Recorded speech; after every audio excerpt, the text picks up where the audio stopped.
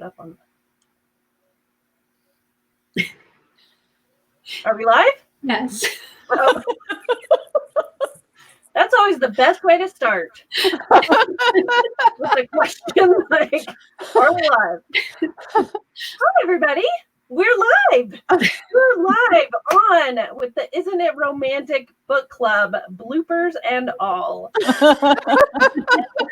We want to welcome you tonight for a special broadcast. This is really fun because tonight we're featuring one of our own, and we're going to have a lot of fun with her tonight. Yay.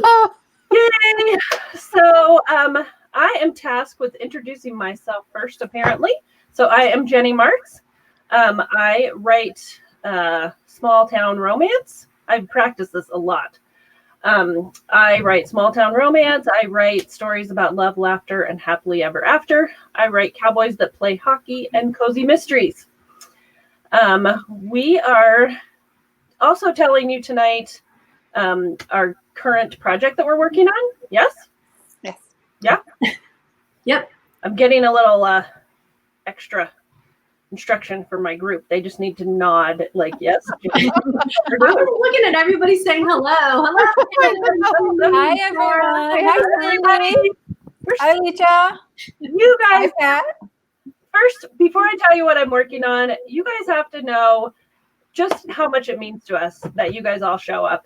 Yes, And so absolutely. we just love that you guys take time out of your night to come and hang out with us and listen to us be goofy and tell you fun stories and have our dogs make guest appearances, which mine probably will. Or random husbands.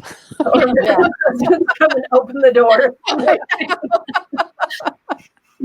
I know I have my door shut because my husband likes to just walk around in his underwear all the time. And I'm like, I don't want to risk it, you know?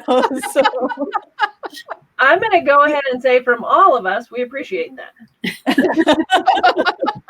Although we might get a few more members if there's a rumor started that if you watch the entire episode, you can see a man in his underwear.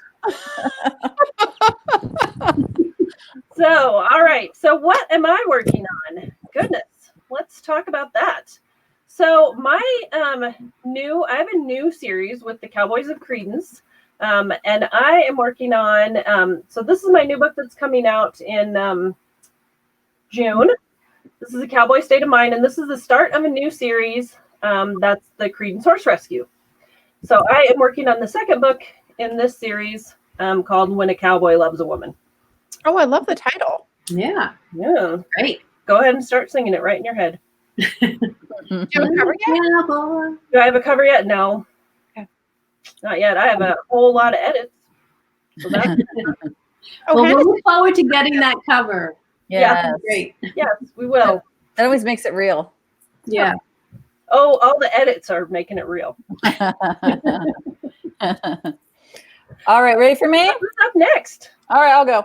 Well, I'm Abbie Roads, and I write dark romantic thrillers, dangerously dark romance, or I tell people they're sort of like an episode of Criminal Minds meets a love story with a happily ever after. And these are my 4 books that are out right now. So you can get any of those. And then I just dropped my bookmark that had my newest cover on it. Oh, no. Hold on, I'll be back in just a second. Here it is. There she is. And there's the new cover. I think that's my favorite cover yet, Abby. Yeah. I think that's my favorite cover. I love the color of it. Yeah, I love the color. You know, it's Love funny the because color. I sent the cover artist a picture of the beach scene that I had taken of took myself in Florida, and I said I want this purple right here and this peach right here, and then like he did that. So Oh, wow. yeah, That's so I was really, really impressed. So Capturing Fate, I swear to God, I'm working on edits. It's just been slow with everything going on. Should be out maybe in a month or 2. And then I'm also writing what I'm tentatively calling Minds of Madness about a female podcaster who is researching a cold case of a little boy gone missing. And Aww. A It's based podcaster. on a That's true story, right? Yeah. yeah, I told you about it, Yeah. Sharon. So, I can't wait. I Yeah, really can't wait. kind of. And how did you meet Sharon? You go first. You introduce yourself, and then we'll get to how we all met. Oh, okay. All right. Okay. All right. Diana Muñoz Stewart. Hi, everybody. I write romantic suspense for The Strong of Heart. My Black Ops Confidential series is out now, and I am currently working on Broken Promises. I'm almost done.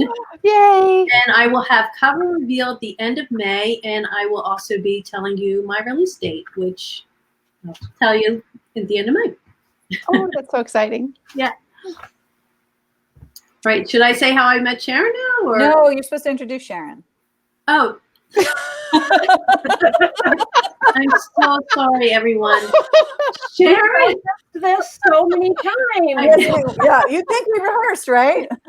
Yeah. Sharon was a librarian who once studied dress design in the couture houses of Paris and now writes novels of suspense, adventure, and love. A caretaker of Donut, the one-eyed rescue dog, she's addicted to snapping photos and eating Oreos. We all are these days. Especially during the pandemic. Yeah. She writes the best-selling Deadly Force romantic suspense series where smart, sexy women teach their alpha males grace always defeats reckoning. Welcome, Sharon Wray. You. Yay.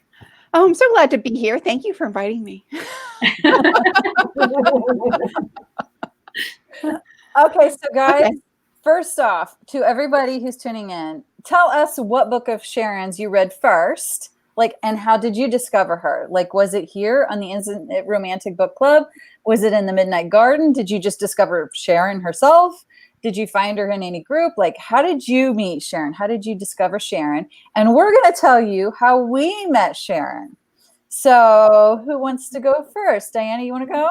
Sure, go. You're so eager to tell how you met her. So. Excited, yes. I was really excited about it. So I met Sharon in 2015. We were Golden Heart sisters together. It was such an amazing experience, such a wonderful experience. It was. So, it was a great and we were the Dragonflies. So every Golden Heart class kind of gives themselves a name.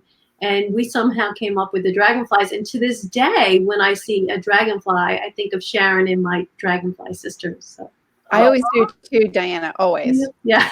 Well, and just for a little context for everybody, the Golden Heart, if you don't know, is the most prestigious writing contest for not pre-published romantic suspense or romantic manuscripts. So that is where we all like that. And I'll tell my story too, because it's linked to Diana's and Sharon's. I met Sharon during the 2014 Golden Heart. We were both finalists that year, and we were called the Dreamweavers. Now, I had known, however, Sharon's name for quite a while before we were Golden Heart sisters. I don't think this is true. This is true because we were entering, both of us. I didn't know who she was, but we were entering all the same contests, and she flipping beat me every time. Every time. And it's like, God damn it, that Sharon Wray entered again.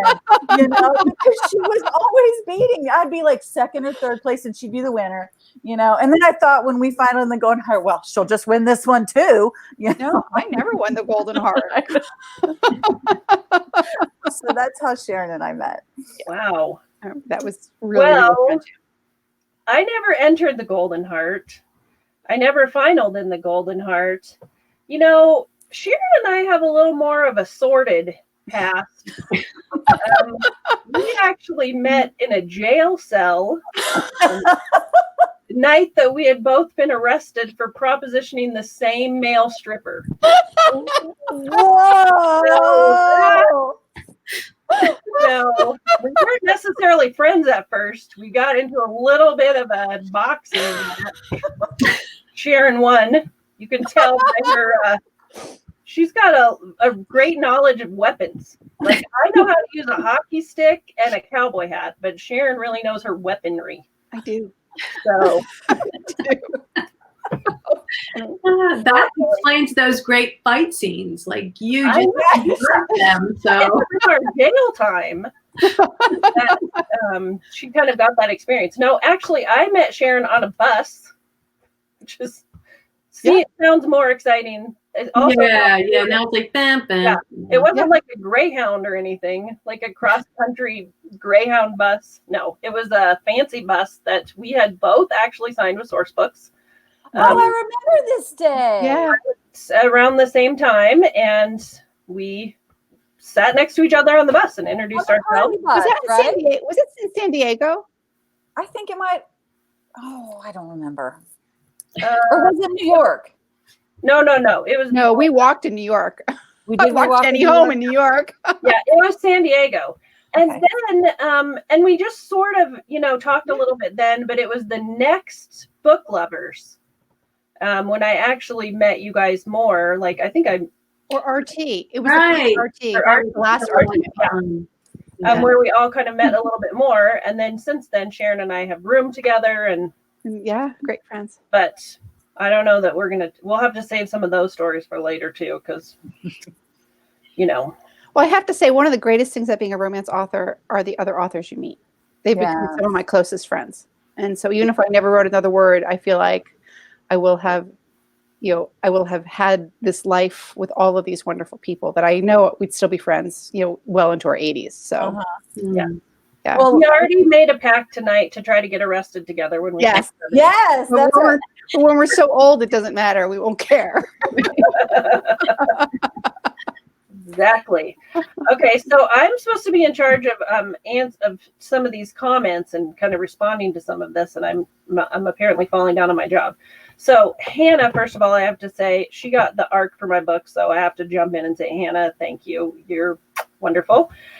Sarah said that our broadcasts make her night. Oh, I love thank you, Sarah. That's so sweet. Yeah, you girls better step up and try to start being, really make Sarah's night. We gotta really, we got a lot to live up to. Well, Sarah's so sweet. Yes, Sarah, we adore you. So Leisha wants to know what your favorite Oreos are, Sharon. Oh, original. I'm not, and it's got to be the original Oreos. I don't like them with too much stuffing in them. I don't like it with the flavored filling. Just plain original Oreos. Have you had the chocolate covered Oreos? Yes, ugh, they're too sweet. Oh my God, I love the chocolate. Do you love covered. them? My kids love them too. I like golden Oreos too. Oh, they're not bad. That's not an Oreo to me. No, I like the original Oreos. Boy, I almost got someone with that jail cell story. I saw that Leisha said that you almost had her. She almost believed you. That's a problem I with see that Cindy and Kat both met Sharon at BLC. Lovers Con. Yes. Yeah, 2019. I think Kat was in a lottery event, and we had breakfast with Cindy. Yeah, we had breakfast with Cindy. We walked with Cindy. We walked with Cindy to Cafe du Monde. Yeah, That's really cool. Cindy who? Cindy, I don't know how to waltzes. Oh, like a reader. Oh, you did that with a reader. Yes. Yes. Oh, could you guys do Cindy, that? you're gonna have to teach us how to say your name because Cindy, you have to tell us how to say it. Yeah. And I'll teach you how to say my name. We'll practice together.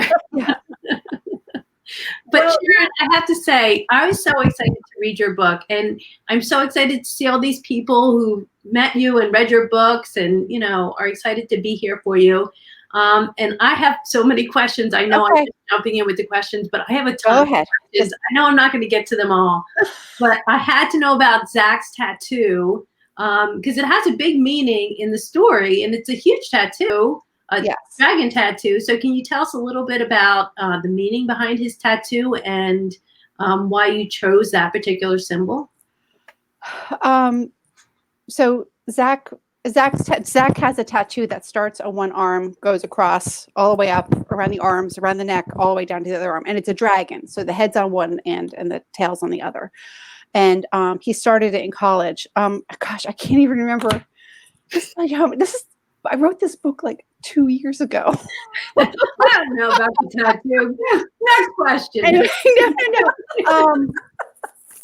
Was it inspired by anything? Did you say? Yes, it's actually the name of his family home, Bayou St. George. And so St. George, in the story of St. George slays a dragon. And Zach comes from a very difficult background, a very, very wealthy background, but he's a bastard child. His mother came from a very wealthy family, and his father came from a family where his grandfather was the governor of the state. And his grandfather's grandfather was the governor of the state. But his parents never got married. Both his parents were mentally ill, and they ran away. They had 2 children together. His mother refused to marry his father, and then they both committed suicide. So this is early on, really early backstory. But Zach is always... But they committed suicide at his ancestral home of Bayou St. George. And so for him, slaying these dragons of mental illness and things like that was very important to him, because he wanted to be a stable person, have a family, be as mentally healthy as possible, despite this background that he came from. And he lived with his aunt, his godmother, who is a brothel owner. Yes, I love that. Yeah. With his sister. So he had a kind of crazy... And they lived in the Garden District in a mansion. So he had this crazy wealthy upbringing. But then when he was in college, after he left college, he joined the army and didn't want any of the money. He just walked away from it all, stayed close to his family, his sister and his aunt, but walked away from it all and had this tattoo on his arm. Yeah, I loved his backstory.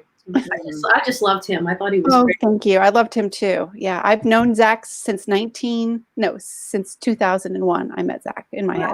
Aww. So Sharon, is the reason why you're wearing long sleeves is because really you have that dragon tattoo? Yeah. You're just not showing it? That's right. You'll see it at the next Book Lovers Con. The romance writer with the dragon tattoo. Yes, that's right. That's perfect. Branding, right? It's personal branding. Right. Yeah. Perfect. I liked Zach. I really liked Zach, but for some reason, Alex really captured me. So Alex's book was supposed to be 3rd. It was supposed to be his book. Oh, really? And then when I was working on book 1 and we were restructuring book 2 with Deb, so the books are obviously complex, and there's Obviously. right. Yeah. There's both backstory, then there's the historical timeline that's going on. There's a historical story going on. And then with the men, of how I'm moving the men around. And Alex had to get out of prison, and I just couldn't get him out of prison in book 2 and move him into book 3. It just because you didn't know him, because he had to be a secondary hero in someone's life. And so it just didn't work out. So the original outline, Zach was 4 and Alex was 3, so I had to switch them. So the thing about Alex is, Abbie, every contest I ever beat you in was one of Alex's stories. And now this whole conversation's taking a twist. Right. So I met Alex in 1999, and I wrote a Harlequin book about him. It was a silhouette intimate romance. Wow. And I submitted it, and I was rejected. And one of the editors called me. This is in the early 2000s, when editors actually called you because you sent stuff in on paper. And I sent it in on paper, and she called me and said, this is a single title book. This is not a category romance. And I was like, I don't know what you're talking about. So then I continued to write more category romance and didn't get published. And so anyway, to make a long story short, Alex has been in my head for a very long time. He's been in multiple manuscripts. He's had his own manuscripts, and I've rewritten his story multiple times. Oh, wow. Every time I rewrote it, I submitted it for a different contest. And he was my shoe-in. I knew he just always won. Wow. I don't know what it is about him. He just always won. So he's book 4. He's the book I'm working on that'll come out next year. Oh, good. I was going to ask that. Oh, that's what I was going to say. At midnight. And so he's coming out next year. Okay. Very cool. Good question. Awesome. Very cool. I have to jump in with something really quick because we forgot to tell you something, because we're organized like that. So our next author, our super secret next month's author, is doing something special tonight. Diana, nod if I'm getting this right.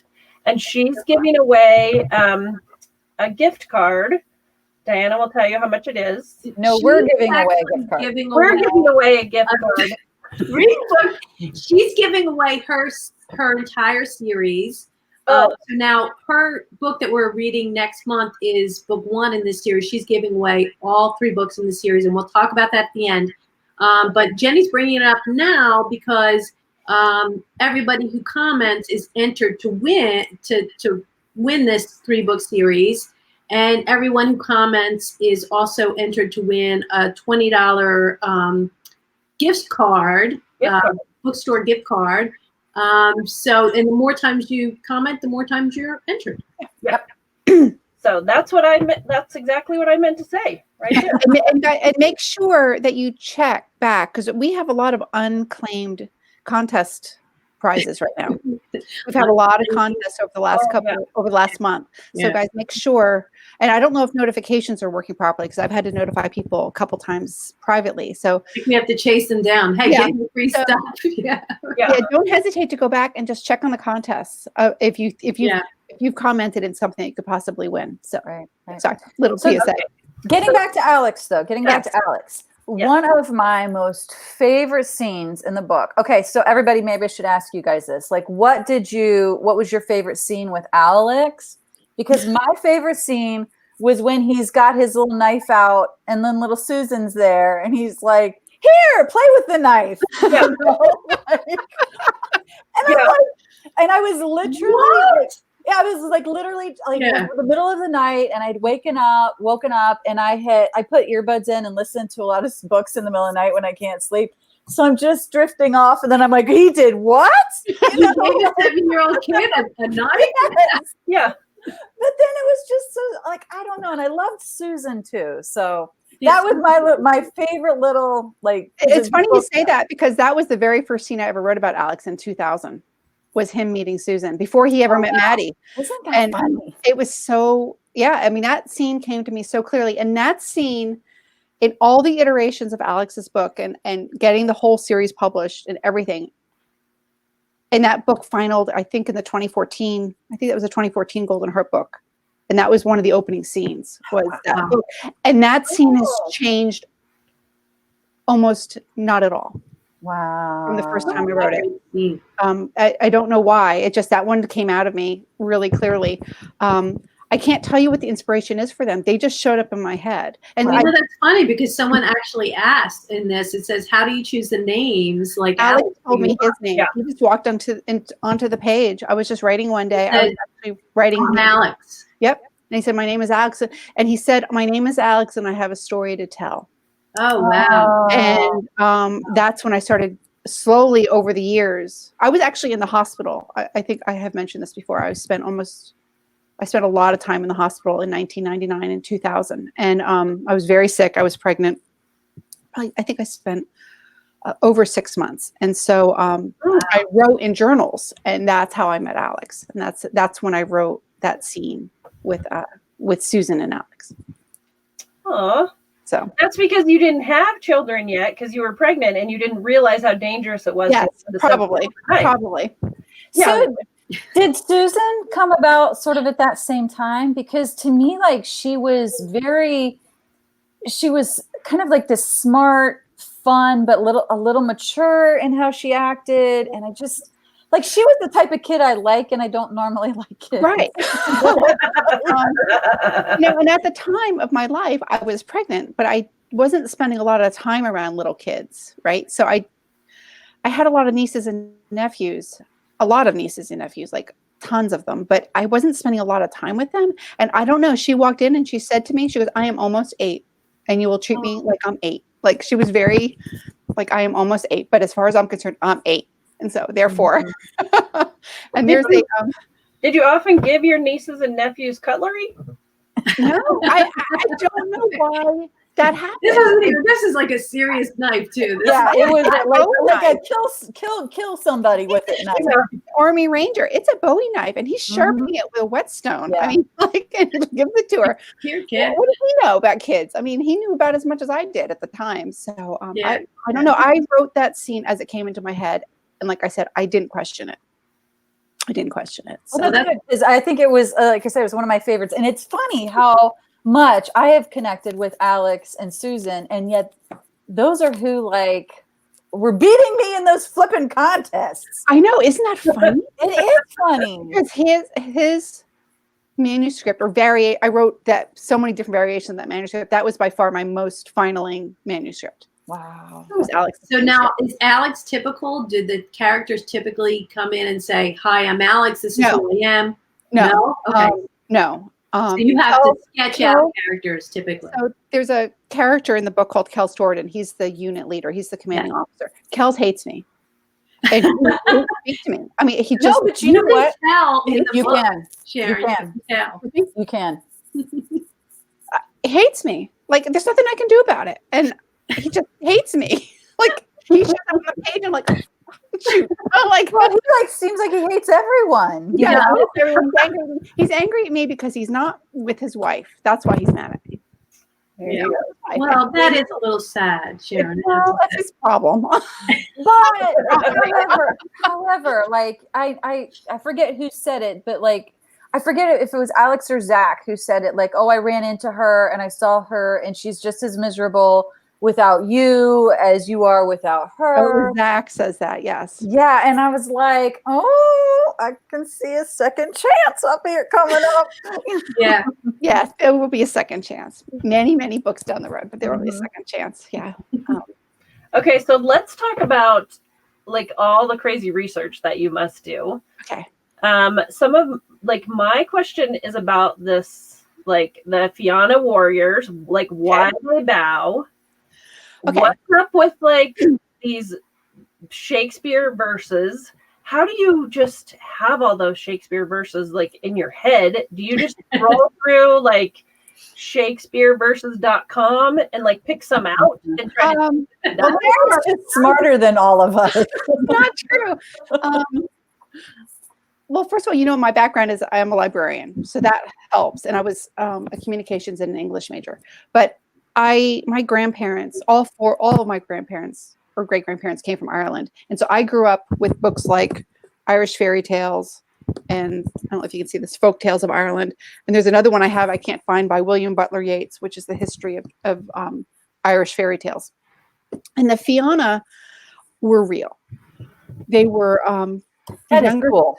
Yeah, they were real. They were real during pre-Roman times when Ireland was still a Druid country, and it was not under the control of the United Kingdom of England. It wasn't under the control of Rome. It was its own separate Gaelic country, and again, run by both the kings of Ireland, which were in the regional counties, and the Druids. And they had a very strong oral tradition about fairies. We probably all know that, right? The fairies of Ireland, the Fae of Ireland. Well, the second sons of Ireland, since there was no church to join, there was no formal army, military to join. If you were not a first son, you were a second son, you were not going to inherit anything. So they tended to join gangs, for the lack of a better word. And they would roam the country doing gang-like things because they literally had nothing else to do. And then there was a man, the son of a king, called Finn McCool, who decided to gather these gangs together. He was a forward thinker. He knew that the Romans were coming. They were going to invade. There was no question. They had already invaded England and they were coming. So he took all of these roaming bands of men and turned them into a very, very, very disciplined army under both his control and the control of the Druid priest at the time. But he had very strict rules. I mean, these men were not controllable. So he said, okay, if you want to be the best, this is what you're going to have to do. We are going to train in the middle of winter naked. That's just the way it is. But you can wear blue paint on your face if you feel like it. But we're going to be trained in the winter naked. We're going to grow our hair long and weave sticks into it. And when we run through the woods, if one stick is broken, you will be beaten. You're going to be buried up to your neck. Wait, they're going to weave sticks in their hair? Weave sticks in their hair, run through the woods. And if any of the sticks were broken, they'd be beaten. They were buried up to their neck with one arm free, their non-dominant arm with one stick, and then they'd have to beat off the 12 men around them. They would have to learn how to. They only were one leg free. It's really interesting, and so they became one of the fiercest armies in all of Europe. And and to this day, the Irish government says that's why Rome never was able to invade. They tried multiple times. The Roman legions tried to invade, and every single time the Fianna fought them off. Well, they were very big into self-mortification and self-discipline. And one of the things that they taught themselves how to do was to only speak from verse from the 7 books of Gaelic poetry. Oh. And so when I was coming up with my secret army, right, in the book, I went back to all these old stories. So what happened was that it was all mythologized as well, you know. So there's all of these stories of how Finn McCool fights the fairies and how Finn McCool, you know, and the talking fish, and a lot of them end up in the very, very early versions of the Camelot stories in Wales. And so there's all these old mythological stories about Finn McCool because he was just that famous and that tough. I mean, he was as badass as you could be, but he won. And he beat back the Romans, which no one was doing at that time. And so when I was fighting and yelling Gaelic verses at them? Yeah. Well, they only spoke to each other in Gaelic verse. That would be so awkward. But again, they didn't probably speak very much, right? They're fighting men. Right. They probably don't have a lot of conversations. and they did it for one reason. They did it because it was a form of self-discipline. And it was mental discipline as well as physical discipline. Because for Finn McCool, the mental discipline was the most important, even more so than the physical discipline of a fighting army. And so when I was trying to come up with this, in my series, this was 20 years ago when I started writing journals about this, I thought, well, hell, I don't know Gaelic poetry. Like, how am I going to do this? And I thought, well, why couldn't they just speak in some kind of verse? So the Fianna were real, and then they died out. But there are all of these very small snippets of history where they are mentioned in secret. There's a time during the Easter Uprising in Ireland. There's an event in Canada right after the Revolutionary War where the Canadian the early version of the British Canadian Mounties fought off a Fianna-led invasion. And they're very specific that they are Fianna. They're not like Canadian people or rebels or whatever. And so there's about 6 or 7 moments in history where historians have recorded moments of Fianna uprising. And the latest one was in 1945. Whoa. But yet the Fianna doesn't exist, right? But yet, and then there's a lot written by the historian Josephus. Like in the Roman times, what we know about the Fianna comes from the Roman historians because they were trying to get into Ireland and they couldn't. So they wrote all about Finn McCool. So when I was going back to do research for my secret army, I thought, well, what if I just use Shakespearean verse? Because it's so much easier. It's just easier. Yeah. And for sure. Jenny, to your question, I can go on to the entire, of course, I have my book right here, my big Shakespeare book, right? And my daughter wrote a note on that. But it's also, I have a searchable database, so I can just type in any kind of word I want, and it will translate it into the type of verse that Shakespeare used, especially on cool. And it was just easier. And then trying to explain the Gaelic poetry thing, that just wasn't working. So believe it or not, the Shakespeare was my easiest choice, and because it's the most recognizable. And what about the bowing? So is bowing? They did the original Fianna always bowed before they killed, and that's how you knew they were going to kill them. If they were not in active battle. So if they were not, and they had different forms of bowing, like if they hit their chest and bowed their head, it was a greeting. I think if they bowed at the waist, it was a warning. If they bowed all the way down, you knew you were marked for execution. So that comes right from first century Ireland. Yeah, there's some creepy guys. Yeah. I remember being fascinated about 10 years ago when I was doing history on them. There's very, very, very, very little written about the Fianna. It's all wrapped up in myths right now. There's a ton of mythology about them. But when I came across those random little newspaper articles. That is so cool. It was creepy. Yeah. It was that gets your writer mind going. Yeah. Yeah, and I think I have a blog post on my website about it. I think I did write up a blog post at the time about all the within the last 2 years. I think I did of all of the current mentions in history of where they're really cool. You'll have to drop a link into the group. I would love to see that. I'll drop a link to that. Yeah, because it was very cool. So yeah, that is cool. A very long answer to your question. That was a great answer. That's fascinating. Yeah. And the readers are saying that too, because, and I'm so sorry, I don't know if it's Tamara or Tamara, but she loves how you weave the history into the story, And Hannah does too. She loves how it gives the book so much more depth. Yeah, and so there's also a historical throughout the series. So you have the story of these ex-Green Berets who are trying to figure out what happened to them, right? And and who's after them and all that kind of stuff.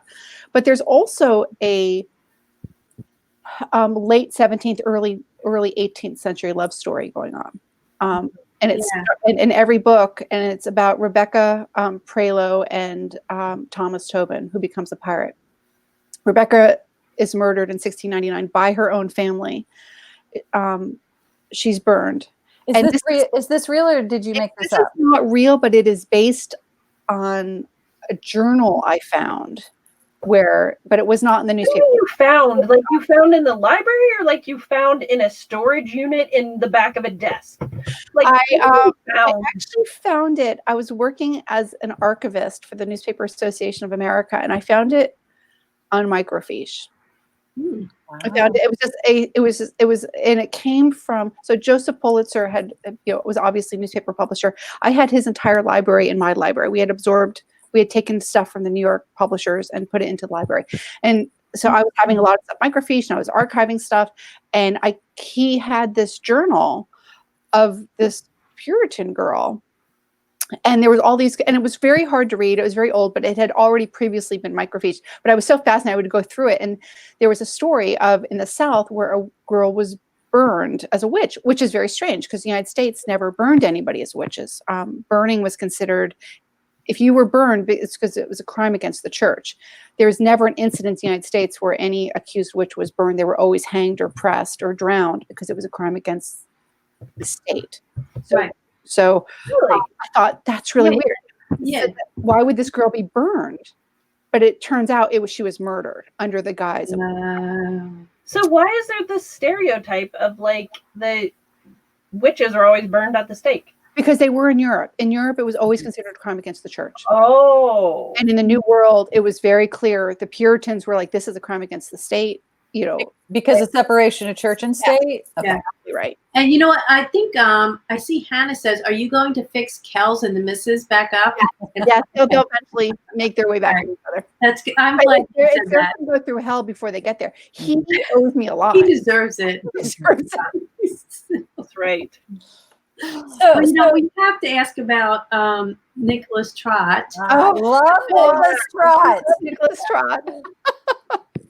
He's such a celebrity. He's got his calendar and his shirts and his bumper stickers and like the local celebrity dog. And the audio version. I don't know if you've listened to the audio, but there's something about the way the narrator, when she talks about him. Oh, Savannah Beachwood's the narrator. She does an awesome job. There's something about when she talks about him, like you can just hear this affection in her voice, and like she does such a good job. Oh yes, so my editor, I share an editor with Abbie. Actually, we all share an editor. And because you're with Kat, right, Diana? yes. Right. So I was with Jen, and I was with Deb, and Deb loves animals in her books. Yes. And I didn't have animals in the first two books. I thought, gosh darn it, I'm going to add something. Like I fall in love with one of my animals. And so I came up with the dog because everyone loves dogs, and I have a rescue dog. So I made it a rescue dog. Actually, I have two rescue dogs. And I was doing research one day on Nicholas Trott, who was the first, it's just so crazy. You guys must think I do nothing but read old manuscripts, but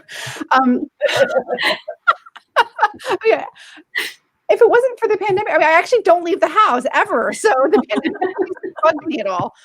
Anyway, Nicholas Trott was the first Chief Justice of South Carolina before there was any kind of any rule of law. It was in late 1600s, early, like 1702. It was really early. It was still a pirate town. Like there was no rule of law. But Nicholas Trott, his uncle was the governor of Nassau, which was a pirate haven.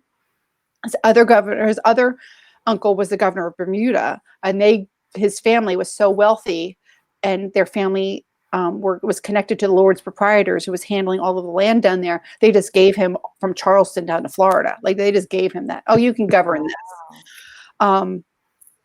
But Nicholas, Abbie and I are nodding like, oh yeah, we knew that. Yeah. So the reason I've always loved Nicholas Trott is this: he's unknown in American history.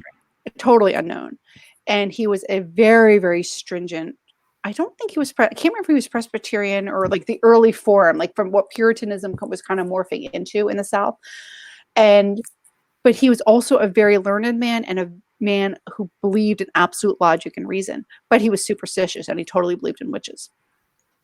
But he, in 1702, so Salem happened in 1692. And what you never hear about is the ramifications after that. After that, there were riots throughout all of the colonies, like people freaking out because so many people died with with just, that idea that the mob mentality. Mm-hmm. So governors and all of and even like little, I don't know what you'd call them, sheriffs or the little tyrants that were ruling the little tiny settlements from Massachusetts all the way down to the southern Georgia colonies, were nixing all like small meetings, small private meetings, right. Like anything that could cause a mob to then go wild. I can relate. Yeah, exactly. Kind of like social distancing. Exactly. So 10 years, so this is 10 years later, in 1702, a woman was accused of, this is true, was accused of witchcraft in Charleston. And it's the only time in the history of our entire country where the witch was not named. No one to this day knows why she was not named. Because it was a crime against the state, you had to be named, you had to have a trial, it had to be, by the books, by the law. And Nicholas Trott was Chief Justice at the time. And he totally believed in witches. He was totally on board, but he also had seen what happened in Salem. And he was running a pirate town. So he had to keep the peace. But he was also very much a man of logic. And he came up with 7 tenets of how you would actually interview a witch and what kind of evidence you'd have to bring to the table.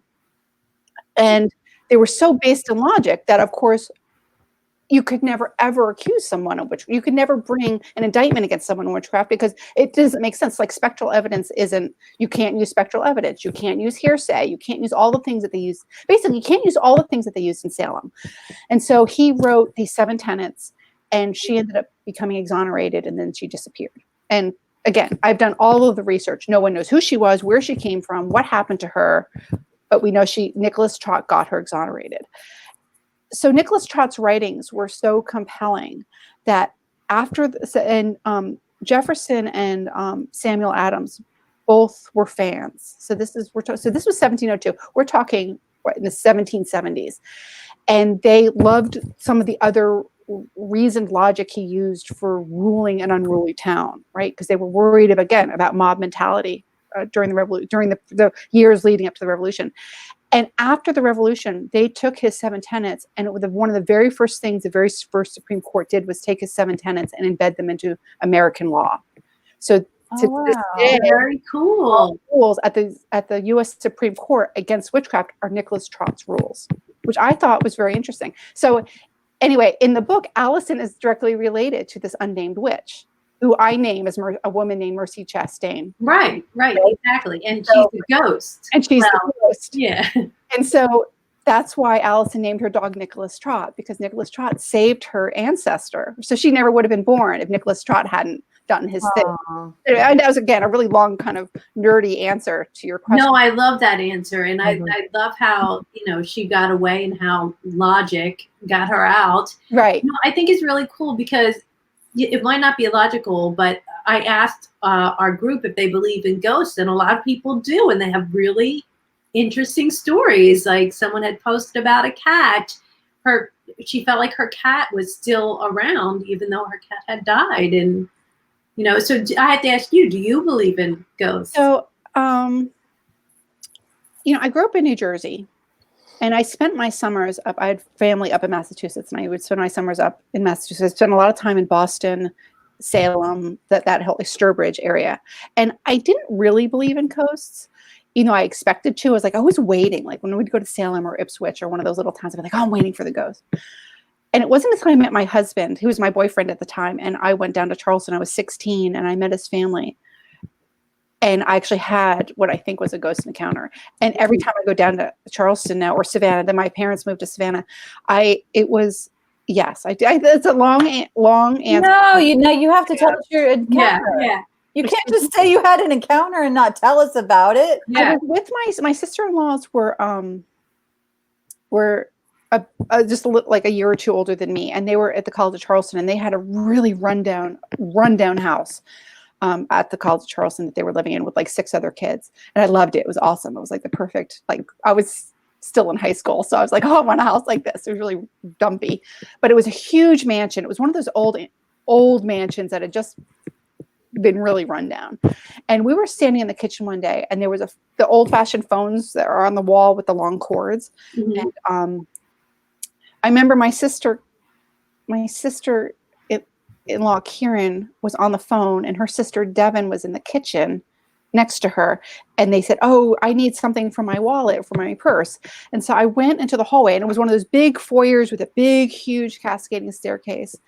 And I was going through the purse looking for something. I was going back, and I turn around, and then at the stairs, I see a half apparition of a Confederate soldier. Wow. Oh. And it went by like that. And then I didn't tell them. I was terrified. And then I remember Kieran coming in like with the phone at the cord, like, where's my thing? And I'm like, Oh my God. And I give her thing. And then about a day later, I was saying to Devin, we were going back to the house. And I said, I don't really want to go to the house. I said, I'm going to sleep there, I want to sleep like on the first floor. And she said, why? And I said, I'm creeped out. She said, you saw him, didn't you? And so she confirmed what I had seen on the stairs. And it was just a half, and he wasn't wounded or anything. I don't know why I only saw half of him. I only saw his top half, but it was clearly a Confederate soldier. Wow. And Cindy just commented that she showed me her ghost picture. And I think that was when we were on the ghost tour, right? When we were in New Orleans. Remember I think Cindy had shown me some pictures then, right? Oh, I didn't see them. That's so I don't think I did either. She had on her phone, or maybe she yeah, I'm trying to remember now. She didn't give the details. Oh, I see Kat's question. Is there an underlying connection between Kels and Aiden? There seems to be a reference that they have a past. Oh my gosh, Kat, you are so smart. Yes. And their past is actually driving this entire story. What? Their past is driving. Oh, you are so smart. I didn't pick up on that. Very cool. And I will give you another little tidbit. It's a 3-way past. It's Remiel, Aiden, and Kels have a past. Oh. That's not the kind of 3-way I thought you meant. No. It's a suspense 3-way, Jenny, not a romantic comedy or a romantic 3-way. Sharon, how do you keep track of, like, your books are so complex. Like, how do you keep track of everything going on and everybody? And see this notebook? Okay. I must have 20, I must have 25 of these notebooks. Oh my gosh. Wow. Because the stories came to me so long ago, and I've just been I journal every day, but I have journaled this series and these stories. I never thought they'd ever get published, to be perfectly honest. Never thought anybody would. In fact, I pitched to a really big name agent once, and it was one of those group pitches. You know, I always hated those where you're in a circle and the agent's there and you're like, okay, you pitch, and then you pitch and you pitch, and I pitch. Oh wow, I never did that. I never did that either. You never did that? Oh, I have pitched so many. Anyway, I was the last one, and I pitched the series idea, and she looked at me and she said, I really think you're mentally ill. Oh. She was serious, and I was devastated. I was absolutely devastated. God. This was about in 2007. Yeah, it was in 2007. I remember where I was, and she said, my God! No one plots out books like that. No one has. Well, I hope you sent her all your books. No, I haven't. Can be done. Yeah. Oh my gosh. And so what I do is I use these notebooks. I index them. Because I've been writing these notebooks. I don't know if you can see it. Like, I've been writing these notebooks for years. And then I don't have it right now, but I'll put like little Post-it note index edges on them. Mm-hmm. And to try to figure out what part of which story is in which journal, because the stories come to me. I'm glad you can do it. It was wonderful to me to, like, all of a sudden have another bit of the puzzle, and I could see how wonderfully it all fit together. Mm-hmm. Years ago. I mean, I started these stories started coming to me late 1999, in December of 1999. That is fantastic. As an author, I do I mean, I don't do as complicated as you do, but for each series that I do or each book, I have these little notebooks. And I'll have like a 3-subject notebook, and I'll keep each series or each story that I'm working on will have its own little notebook. Yes.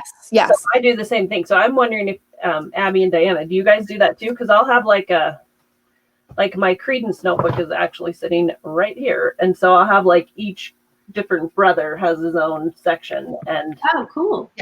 so like those are my Credence books, and I have like Scrivener has like the tab for at the bottom they have like resources and links and stuff like that. So I have that at the bottom of each book of a series.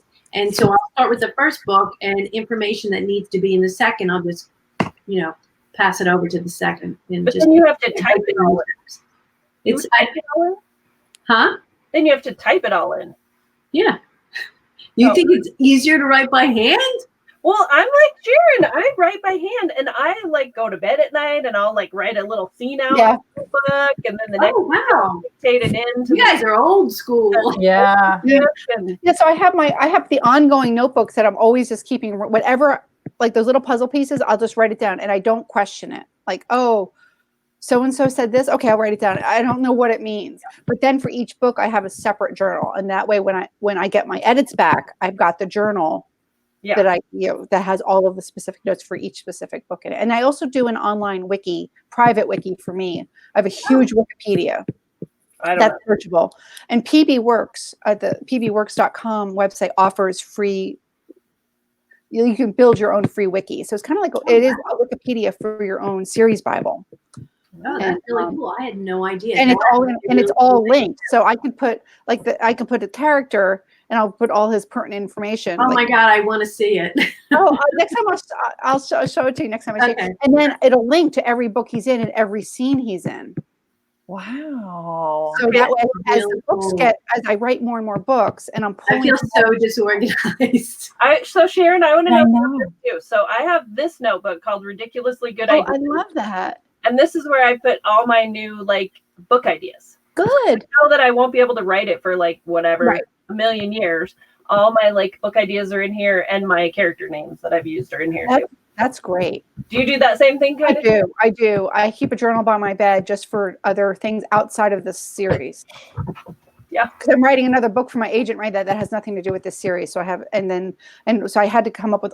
I came up with 12 different book ideas, and all that stuff is in there. One day I'll write them. So yeah. You got to keep them all in one place. Otherwise. Oh, I'm so scatterbrained, and this stuff, and I've learned it doesn't come to me linearly, like in a linear fashion. Things just probably like you, it just flashes here and there. I always have a notebook with me, and I write, and I don't question. I used to question, what does this mean? But I don't do that anymore. Oh, good for you. Yeah. When you get into that questioning, it slows you down. Mm-hmm. It just puts a block in your writing. Right. Yeah. You just got to follow through. Just trust and keep going. Yeah, you do. You just have to trust all the time. You'll get that little tiny snippet of a scene in your head, and you're like, oh, I got to do that thing with the knife, or right. It is. And then that just leads into. Well, there was a scene. Allison was talking about when they go to the restaurant, and the restaurant owner comes out. They have a bowl for Nicholas Trott at the restaurant outside, and she says to Zach, "Oh yeah, Nicholas Trott. We were walking by one day, and he helped a client. They couldn't pick their food. Oh yeah, and they were mimes. That's why they. Yeah, I remember that was his. And it's so crazy. Well, that was one of those snippets in my journal from 10 years ago. Put mimes at the restaurant. It's okay. God, that was so funny. And there was a point in your book where one of the characters, I think it was Alex, says, after they discover where the treasure is, who comes up with this stuff? I was laughing so hard. You're making fun of yourself in your own I know. book. I have to. It's so crazy. Funny. I mean, I try to add humor in just because it's crazy pants. I mean, it's. Yeah. Oh, you do a good job with the humor. You really do. Make myself laugh. Because I can't take this seriously. That's things I've learned. I can't take any of this seriously. It's too off the wall. Like the agent said, are you out of your mind? This is not normal. So That's why we love you. Do you understand? Normal is boring. Yes. Normal is boring. But you know what? I think we're at almost 55 minutes, so we're my going out of time. So we have a couple little announcements and stuff, right? Yep. Right. Okay. And speaking of a little off the wall, we have our poll, our author questions too. Oh, right. Do you want me to do those now? I think Diana's looking up something on the agenda. I think you did do our author questions. I'm getting a book. Oh, okay. All right. Yeah. So Sharon, you want to do our question? Okay, so Yeah. just like we do at the end of every broadcast, we're going to throw out 4 trivia questions, and then Diana, who's so awesome at this, will put up the poll Yes. on the Innocent Romantic book page, and you guys can guess who did what. Okay, so the theme for this one is after midnight. So, which author danced to a street band on a bridge in Rome after midnight? Which author on the first Friday in June every year wakes up at 3 a.m. to drive across the state to a separate county for National Donut Day?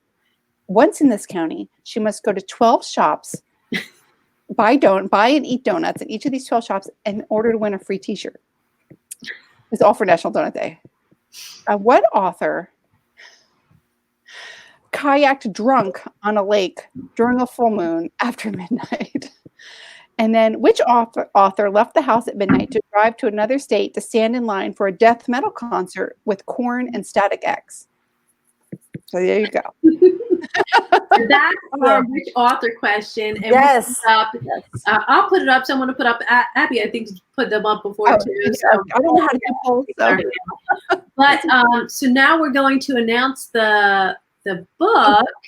So do we need our little? Okay. Yay.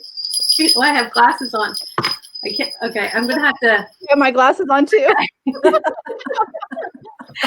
So the book is Julie Ann Walker's In Midnight and Memories, and we're so excited for this book. We're so excited for it's a 3-book series, and like we said, she's giving away the whole series to someone.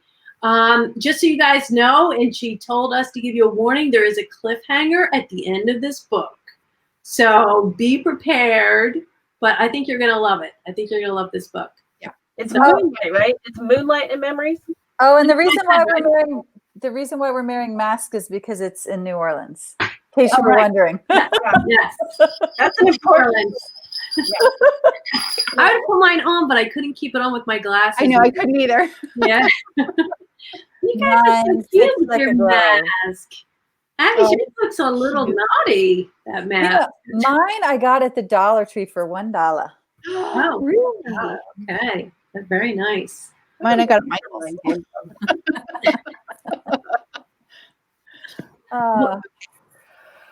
Do we have any other questions for Sharon before we click off and say goodbye to all our fun friends? Did we see anything? Oh, I did see someone here said that they had worked for a ghost hunting group in Eastern North Carolina. Sarah.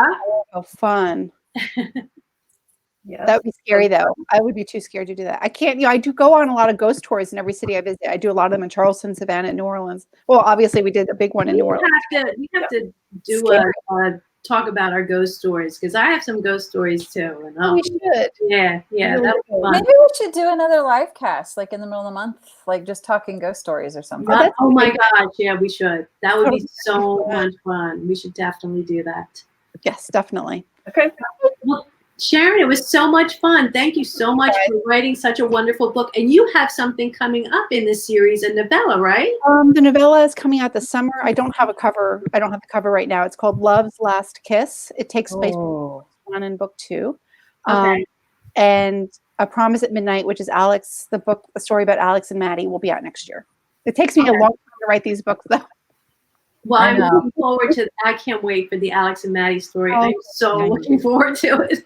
So get writing. Yeah, I'm hoping my novella won't be like 60,000 words. I hope it is. That's your version of a novella, right? Yeah, right. Your book went so fast for me. I just enjoyed it so much. Thank All you. right. Well, good night, everyone. Thank you so much for joining us. We appreciate you being here. Thank Good you for night. coming. Bye.